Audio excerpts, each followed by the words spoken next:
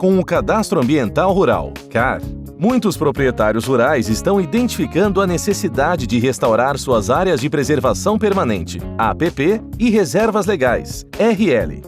Desta forma, o Agricultura Consciente apresenta neste vídeo algumas soluções para a restauração de vegetação nativa. Quais os primeiros passos para a restauração da APP e RL? O primeiro passo consiste em definir a alocação dessas áreas, onde que estão localizadas as áreas de preservação permanente e as de reserva legal. As áreas de preservação permanente, elas são localizadas em função de determinações da legislação ambiental. Então, por exemplo, no entorno de uma nascente, ao longo de um curso d'água, numa área muito declivosa. Então, a própria legislação define onde se iniciam e onde se encerram as áreas de preservação permanente.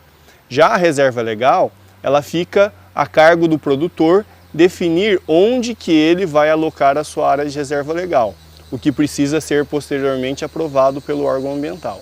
Uma vez que a localização dessas áreas ela é determinada, o primeiro passo consiste em se isolar os fatores que levaram e que levam àquela área à degradação.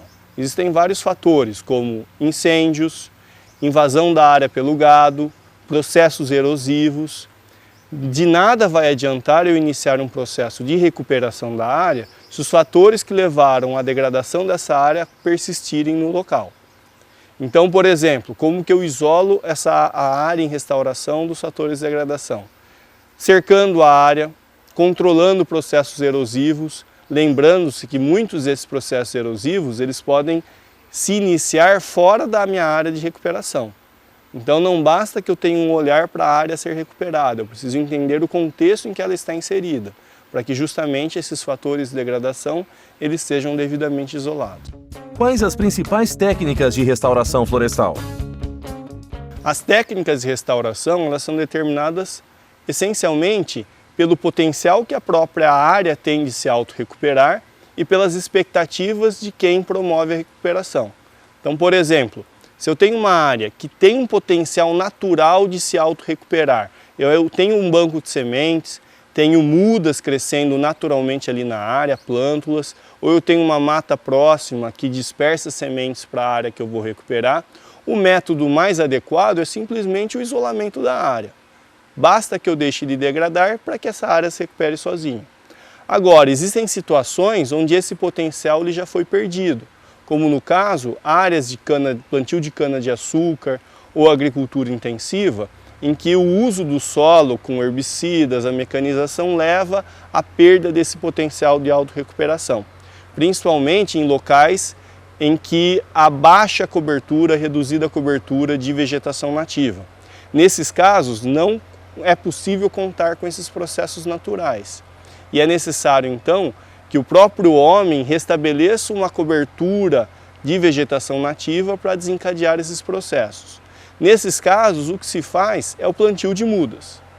Nós plantamos mudas ou mesmo sementes para estabelecer uma floresta na área e essa floresta, ao longo do tempo, vai atrair fauna, vai criar uma condição de regeneração adequada em que esses processos naturais vão ocorrer. Mas entre esses dois extremos, existe um gradiente entre áreas que têm um alto potencial de recuperação e uma área que tem um baixo potencial de recuperação. E a gente tem que aprender a trabalhar nesse gradiente também. Existem estratégias para se fazer uso econômico da reserva legal? Então eu mesmo já desenvolvi alguns modelos, tenho projetos de pesquisa nessa linha, em que nós consorciamos eucalipto com espécies nativas que produzem madeira, mas depois de mais tempo. Então o plantio do eucalipto, ele garante renda nos primeiros 5 anos de recuperação. Então eu planto o eucalipto consorciado com as espécies nativas, colho o eucalipto depois de 5 anos, com o dinheiro que eu ganho com o eucalipto eu pago os custos gerais da restauração de toda a área e a madeira que eu exploro nativa depois de 10, 15, 20 anos vai me proporcionar uma renda muitas vezes bem maior do que eu obteria usando a área para agricultura ou para pecuária. Existem muitos modelos disponíveis, mas a limitação é que nós conhecemos ainda muito pouco o potencial comercial, o potencial econômico das nossas espécies nativas em plantações. Exploramos muito elas nas florestas nativas, mas ainda desconhecemos como elas se comportam em plantações. Para saber mais, acesse nossa biblioteca digital em agriculturaconsciente.com.br/biblioteca e aguarde os próximos vídeos.